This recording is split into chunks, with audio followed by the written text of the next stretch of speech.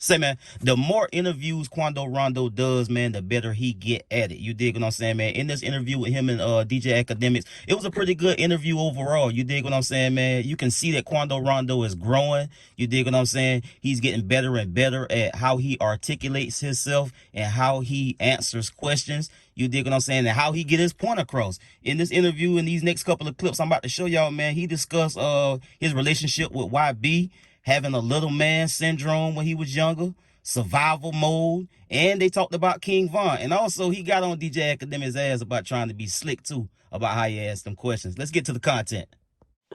Well, yeah, no, just explain that relationship and, like, how it even got there, right?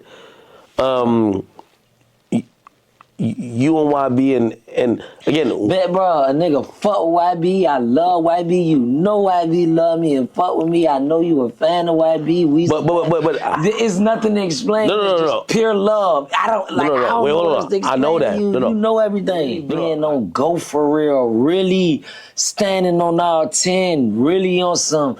I wouldn't say bully because I never been a bully, but I do kind of feel like.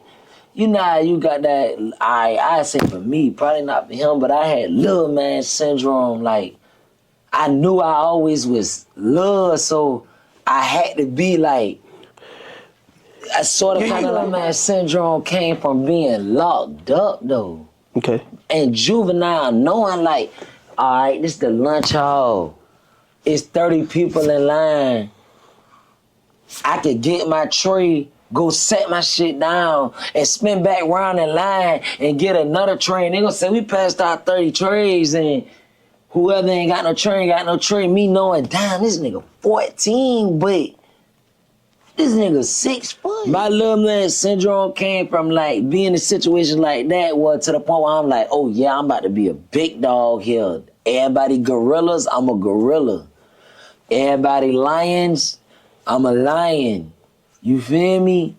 If everybody apes, I'm an ape. If this the beach, I got a sand and I'm laid back too. Mine was adapting.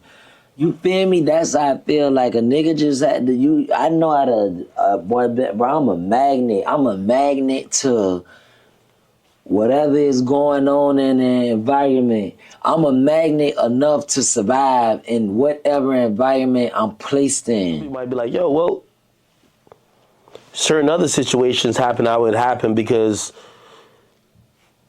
he couldn't take an ass whooping or he couldn't fight or whatever the case is. How do you process that?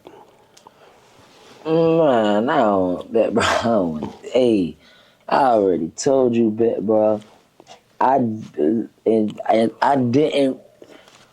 never knew it was a problem. A nigga didn't pull up for that. To be honest, I was in the car asleep.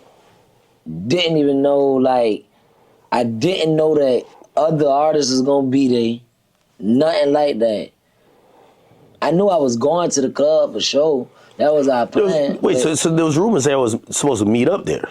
Hell no. Hell no. Never? No. It just is one of them nights where what club popping the most down here, and that so happened to be the club. And I was Why were you in Atlanta, though? I lived in Atlanta. You did? Why I lived in Atlanta for like... Because I go, like, we're in Savannah, by the way, right now. Like, this is 3.5 hours away, 4 hours. Yeah, 3.5. But you lived what was you doing in Atlanta? I lived in Atlanta. Oh, okay. I just want to let you know something. Like, I don't, like, man, bro, I just peep you. You funny, boy. You funny. I peep you. Oh, God. I don't mean that in a bad way, but you got to get a little bit more smoother. The way you stick and sneak shit in. Oh, no. Now, I'm always going to ask. It's not even, it might be smooth. No. I've been dealing with the last 3 No, hold on. I'm not trying to slide it in, pause. I'm going to ask. Hold on. Keep saying some pause ass shit, talking about pause. So the first thing I'm going to give my opinion about is as far as Quando Rondo relationship with NBA Youngboy. You dig what I'm saying? Because for some reason, some people don't really understand or don't really get it when they see somebody that's been rocking together for a long time, and they really just don't get the love and loyalty aspect, bro. It's some things bigger than money. You dig what I'm saying? It's a lot of things bigger than money, and loyalty is definitely at the top of that list. When some people see, you dig what I'm saying, loyalty being promoted and demonstrated, they don't really get it.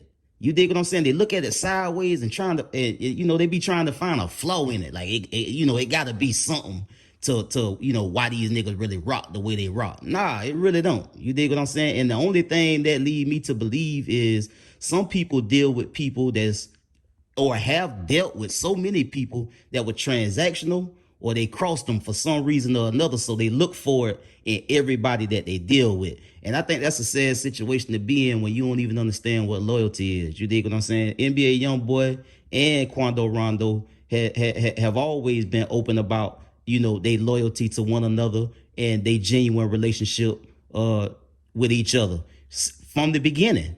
NBA Youngboy done said many times he reached out to Quando Rondo because he seen something in him that he genuinely liked.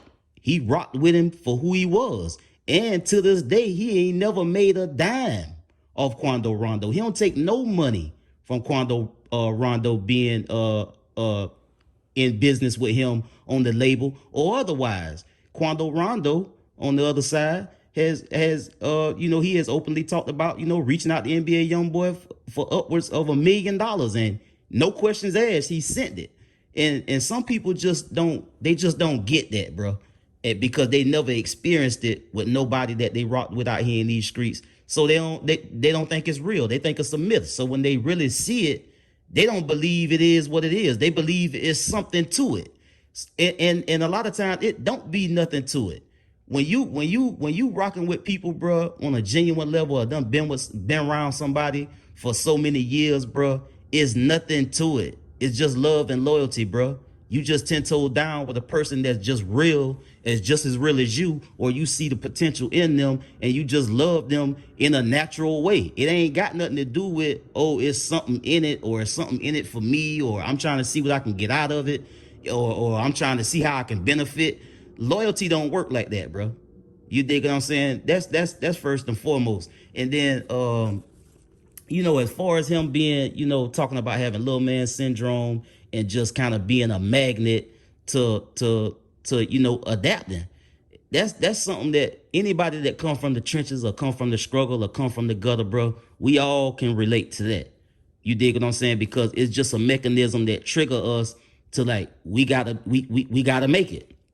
And it's also a black cultural thing to where, we just designed in that way. Like any environment we in, bro, even if it's hard, even if it's tough, even if it's rough, even if we ain't got nothing, we gonna make something out of nothing and figure it out. That's just what it is as far as that go. So that wasn't really something that was far reaching or really outside the norm. All of us that come from nothing and come from the struggle and come from the streets know what it means to be in survival mode. And as far as like the King Von thing go, I know he get tired of, this coming up, but it ain't no way around it at this point. You dig what I'm saying? King Von gonna be forever linked to Quando Rondo's story. And King Von's story gonna forever be linked to Quando Rondo's story. You dig what I'm saying? Because that was a real tragic and defining moment in hip hop culture with two young up and coming artists. And it just is what it is. And I know he get exhausted by it coming up in every single interview, but it's never gonna stop coming up in interviews. You dig what I'm saying? Largely, people want to sit down and have interviews and talk to Quando Rondo in order to get to the conversation piece around what happened between him and King Von and Lil Tim and everything else. Lil Durk, Lil Pop, rest in peace. Rest in peace to King Von too as well. But that's always gonna be forever linked to his story and to his legacy. You dig what I'm saying? So it ain't really no way around that. Ain't no way to duck that. The only thing that he can do moving forward is just, be real precise about how he articulate himself as he continue to do the more interviews he set down for, and just, give his truth, speak his truth. and just tell it how he's seen it from his point of view. That's all he can do. But the question ain't gonna never stop coming. It's gonna forever come. You dig what I'm saying? And lastly, I thought it was a trip how he he got at DJ Akademiks for trying to be slick, trying to butter him up just to slide that in there. But Akademiks gonna ask what he gonna ask, man. Just like he said in the interview, hey man, I ain't trying to sneak nothing in or trying to ease into what I'm trying to ask. Nah, bro, I'm gonna ask you. It's just a matter of time or at which point I'm gonna choose to put it in there, but I'm gonna ask the question. So all in all, man, he getting better at the interview process, man. You dig what I'm saying? And I think it's a good look that he continue to be positive, be on his journey, man, and just stay out the way, bro. You dig what I'm saying? Do your music, get your salats in, get closer to God, man, and provide for your family and try to stay out the way. That's all anybody can do out here in this world, in this crazy world, bro, with this life we trying to live, man. I get at y'all on the next one, man. Y'all be smooth. I'm out.